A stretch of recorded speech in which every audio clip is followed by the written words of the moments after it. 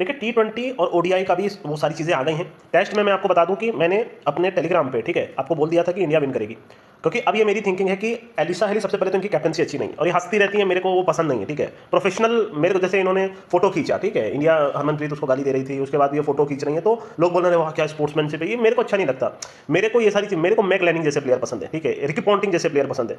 आप आपके अंदर एक क्लास होना चाहिए, ठीक है, आप अपने टीम के लिए कुछ भी कर सको। वो हंसना उतना ये सारी चीजें आप फील्ड के बाहर करो, ठीक है, ये सारी चीजें अच्छी नहीं लगती है ना, वो आपको कहीं ना कहीं लीडर नहीं बनाता, मेरे को ऐसा लगता है, ठीक है। जो लोग फालतू का हंसते रहते हैं वो मेरे को पर्सनली, मेरे को नहीं अच्छा लगता वो चीज़, मेरी जो थिंकिंग है वो मैं बता रहा हूँ, ठीक है।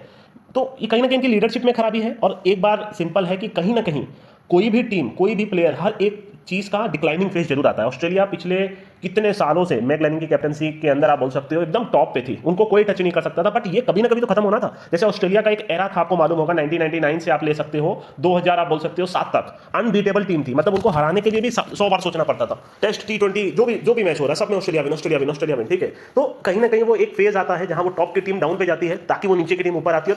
जैसे हर एक, जैसे विराट कोहली 3-4 साल फ्लॉप रहा, फिर से वो विराट कोहली बन गया, ठीक है। तो हर एक प्लेयर का हर एक चीज में आपके करियर में एक डिक्लाइनिंग फेज आएगा। तो I think this is the declining phase of Australia. तो सबसे पहले तो ज्यादा भाषण ना देके सीधा बोल दे रहा हूं, इंडिया जीतेगी T20 और इंडिया जीतेगी ओडीआई, ऐसा मेरी थिंकिंग है। मतलब आपको सारे मैच में इंडिया के साथ रहना, अगर कोई और नहीं सुनना चाहता आगे की बात, तो ठीक है। तो ये हो गई एक बात मेरे हिसाब से। This is the end of cricket Australia, this is the end of women's cricket. मैं बोल रहा हूं ऑस्ट्रेलिया का, जैसे आपने देखा था मेंस भी डाउन गया, फिर वो वापस ऊपर आया। तो ये समय है जहां ऑस्ट्रेलिया की वुमेन्स हारेगी और बैक टू बैक हारेगी, बहुत सारे टूर्नामेंट्स हारेगी। और मैं ये अभी से प्रेडिक्ट कर रहा हूं अगले 2-3-4 साल तक मोस्ट प्रोबेबली, आप सोच लो, मैं अभी से ये चीज प्रेडिक्शन कर रहा हूं, इवन दो वुमेन्स में उतनी अच्छी बाकी टीमें नहीं है, ऑस्ट्रेलिया कोई भी वर्ल्ड कप नहीं जीतेगी। अब आप देखिएगा बाकी, ठीक है। आइए फटाफट से बात करते हैं। इंडिया में मैच है 1:30 बजे से है, डे नाइट होगा, इसका मतलब पहले ओडीआई है, फिर है आपका T20, ठीक है।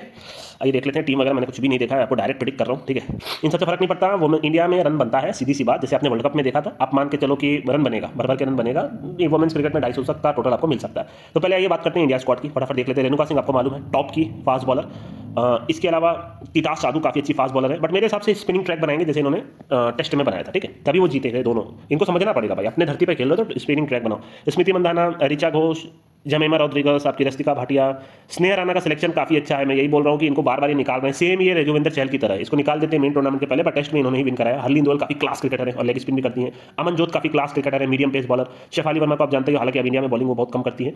Deepti Sharma off spinning allrounder, Shreyanka Patil off spinning allrounder, Pooja Vastrakar top class bowling कर रही थी टेस्ट में, बड़ी है कि इनको ओडीआई में खिंचा। और हरमनप्रीत को आप जानते ही हो, साई का साथ लेफ्ट आर्म की स्पिनर। और मन्नत कश्यप नहीं, मेरे को याद नहीं आ रहा है कौन है, क्योंकि बीच में मैं छोड़ के चला गया था थोड़ा क्रिकेट, उसी टाइम के शायद बॉलर होंगी, शायद ये ऑफ स्पिनर है, मेरे को नहीं आइडिया, ठीक है। टीम में कोई कमी नहीं है इंडिया की। अगर ओडीआई के हिसाब से बात करें तो एक राइट आर्म की फास्ट बॉलर, एक राइट आर्म की फास्ट बॉलर, इनके पास एक ऑफ स्पिनर, 2 ऑफ स्पिनर हो गए, एक लेफ्ट आर्म की स्पिनर हो गई। हालांकि मेरे हिसाब से एक, जैसे कि राजेश्वरी गायकवाड होनी चाहिए थी टीम में, नहीं तो कोई एक लेग स्पिनर होना चाहिए था, क्योंकि मेरे को ये ऑफ स्पिनर, हद से ज्यादा ऑफ स्पिनर पसंद नहीं है। आपको चुनना पड़ेगा तभी हो पाएगा, वरना ओडीआई में जैसे आप T20 में हारे थे ना उसके साथ, इंग्लैंड के साथ, वैसे ही आप हारोगे। क्यों हारे थे? क्योंकि आप सारे ऑफ स्पिनर खिला रहे हैं। और वुमेन्स क्रिकेट में आपको एक चीज समझनी होगी, लेफ्टी बैट्समैन बहुत कम होते हैं, ठीक है।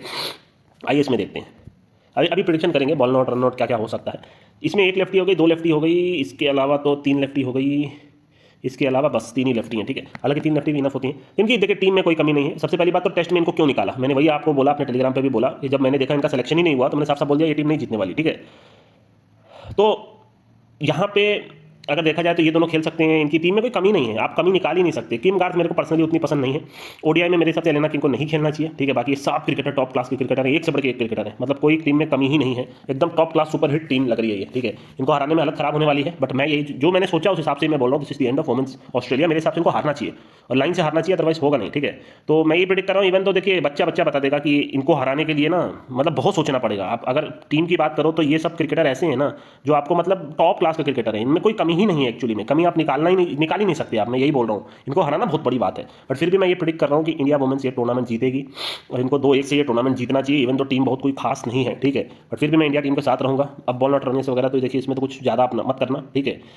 51 बॉल ट्रिक अगर लगे तो आप देख लीजिएगा, आपकी स्नेहा राणा को खेले तो ज़्यादा बेटर है। इनके में देखिए डार्सी ब्राउन मेरे हिसाब से वर्ल्ड की नंबर 1 बॉलर है मेरे हिसाब से। अगर आप मेरे से पूछोगे, पता नहीं WPL में भी फिर नहीं इन्होंने नाम नहीं दिया कि कोई खरीदा नहीं, मेरे को समझ में ही नहीं आ रहा। इतनी टॉप क्लास की बॉलर है जिसका कोई हिसाब नहीं है। और बाकी तो इनकी टीम में तो कोई कमी ही नहीं है, ठीक है, आप कमी निकाल ही नहीं सकते। कंटिन्यूस जीत के आ रही है, शायद ये लास्ट कब हारी थी इनको खुद को याद नहीं होगा मेरे हिसाब से। तो लास्ट ओडीआई कब हारी थी, लास्ट ईयर जो इंडिया में T20 हुआ था उसमें भी मैंने आपको बोल दिया था 5 में इंडिया 1 को नहीं जीतेगी। अगर जीतेगी भी तो बहुत रेयर केस में 1 मैच जीतेगी, और वही हुआ था, टाई हो गया था वो मैच, वो जीत गई थी सुपर ओवर में।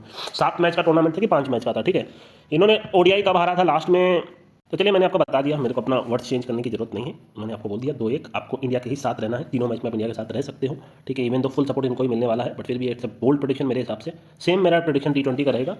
तो पहले एक बार ओडीआई हो जाने दीजिए, उसके बाद हम लोग डिस्कशन करेंगे, ठीक है। इसमें क्या है ना, जैसे कुछ चीज़ मैं अगर आपको बहुत इंपॉर्टेंट बताना चाहूँ तो फोब लिचफील्ड का क्या है ना, बॉल नॉट बाउंड्री ऐसा आप कर सकते हो बेसिकली। ये मतलब थोड़ा तेज खेलती है, सेम एलिसा हेली का ये भी थोड़ा ऊपर में तेज ही खेलती है। एलिशा पेरी आपको तेज खेलते हुए मिलेगी, बॉल नॉट रनिंग आप कर सकते हो। बाकी तो अच्छी ही प्लेयर्स हैं, बस बाकी छोड़ दीजिए, ठीक है। तो चलिए दोस्तों, अभी मैं चलता हूँ, मैंने आपको बता दिया, और तो कुछ इसमें मत करिएगा, बाकी जो होगा मैं बताऊँगा, ठीक है।